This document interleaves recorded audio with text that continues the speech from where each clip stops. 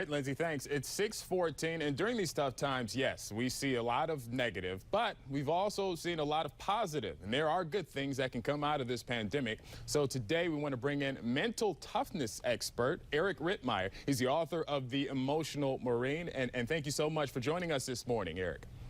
Thanks for having me, Rob. Good to see you, buddy. Yes, of course. And right now we're talking about a post-quarantine mindset, okay? And the bright side is that one day we will all be out of this. And one thing parents can do is teach children, things like this can happen in life, getting them ready for the real world, right? It absolutely is. There's some great lessons here to be learned, especially with our children, Robert. This is a scary time for them, but it does teach them that, hey, life is tough. As things come up, we have to deal with it. We have to learn how to deal with sadness, with anxiety. So although we may be going through a difficult time, I'm here for you as your dad, as your mom, but let's walk through this together and learn some good lifelong lessons. Yeah, of course. I mean, we talk about another opportunity here is to strengthen those relationships. So talking about people that you haven't seen, or maybe those relationships were strained, or you haven't, things weren't right. This is a great opportunity to sort of, like you say, hit the reset button, right? It puts everything in perspective. We go back to look at even just the holidays. We got into an argument with somebody because they didn't like the same football team we liked. It puts everything in perspective to say, hey, we're all family. We all love each other here. Let's get back to the roots of everything. Let's get over these little minor things. Life is much bigger than just little arguments over petty things. Let's get back to our relationships again. And not just the relationships in the family, but just your normal neighbor, the everyday person you see. And you do have a quote here: we have no control over what happens to us, but we do have 100% control over what happens within us. Talk about that. Yeah, we have to get away from this outrage culture we live in, Robert. We've gotten to a point where we automatically assume the worst intentions in people. Just because we disagree with someone, we think we can't like them. So we have to go back to, hey, Kuna Matata, we're all in this together. Let's just take a deep breath. Let's be friends with each other. Let's be okay. We can disagree and still be friends. It's okay. Anytime someone goes back to the Lion King, you are all right with me. Erik, thank you so much. And hang tight. By the way, you got to check out Erik's book, The Emotional Marine. Hang tight, Erik, because we're going to check back in with you at 7 o'clock over on WJLA 24/7. Thanks so brother. Much. Appreciate it. Yep. Appreciate it. And if you don't remember what Hakuna Matata means, it means no worries. No worries. For the rest of your day. Exactly. That's exactly what it means. All right, so if you... You're watching WJLA 24/7 News. Good Morning Washington. On your side.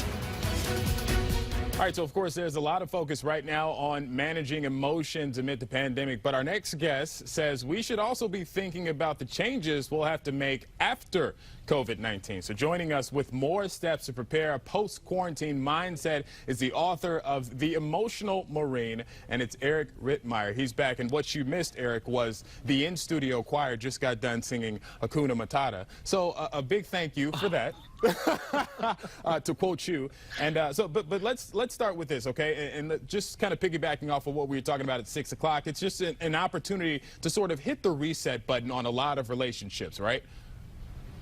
It is. It's like the analogy I use, Robert, with the computer. Like our computer at home, it locks up. Our windows are open. We can't send or receive emails. What do? We unplug, we reset, we reboot. That's what our nation needs right now is a reboot, just a total reset to get back to the core of just caring for each other again. And that's the best analogy I can use is the computer. Let's go back to what we're hardwired to do, which is love. And when you talk about the computer, that can cause a lot, even without a pandemic, that can cause a lot of isolation, if you will, physical and social isolation. Now, but you got to be able to handle the ability or to have the ability to handle that right now. And I think coming out of COVID-19 right now, you could probably work on that skill, yeah? Yeah, and the other thing about this too, Robert, is how we entered into this pandemic. Not everybody went into this on the same level of mental preparedness. I mean, you're in a different place mentally than I was, than my neighbor was.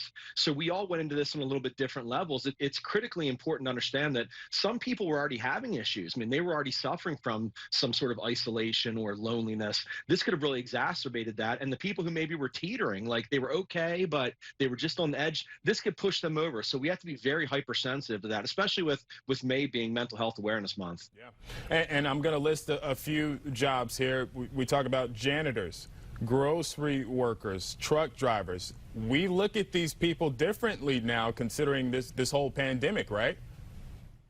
We do. And the other crazy thing about it, too, is that I think this really puts everything back in perspective that as humans, we're all hardwired the same exact way. We're just different variations of the same core psychological blueprint. We all have the same exact needs. No matter what we do for a living, no matter how we support our family, we all are the same way. We love, we care, we need to be kind. It goes back to all this. It just makes everybody realize, hey, we both put our pants on the same way in the morning. We're all the same here. Speak for yourself. I put my pants on. No, I'm kidding. Anyway, besides quoting The Lion King, if you could jumble all of this up, what's the message that you want to send out to people during these quarantine times?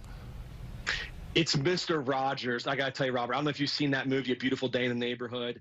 Mr. Rogers is just the absolute epitome of what we should be as humans. Love, kindness, caring, compassion, empathy. The key is to love our neighbors, to get back to loving each other. That movie is amazing. I don't know if you've seen it. If your viewers have seen it, you have to watch A Beautiful Day in the Neighborhood. I haven't seen it, but I'm going to have to check it out. Clearly, Erik Wittenmyer, everyone, author of The Emotional Marine. Erik, thank you so much for joining us this morning. Double up and make sure you go get his book. It's right there again, The Emotional Marine. Erik, thanks.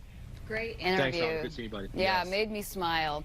Speaking of making me smile, let's go ahead and send to Eileen Whalen, who is tracking our forecast today. She always makes everyone smile. Hi, Eileen. You just made my day, Ashley. Thank you. And I have to say, honestly, just even though we're apart, we're still together, and I'm feeling the love here on this Earth Day. I'd be feeling my graphics a little bit more if they start loading. Just hold tight, my friends. Anyways, great advice, from Erik. One of my favorites, definitely very motivational. You know what else is really good for your mindset and your mental health? Getting outside. And what a perfect day to do that today with all of this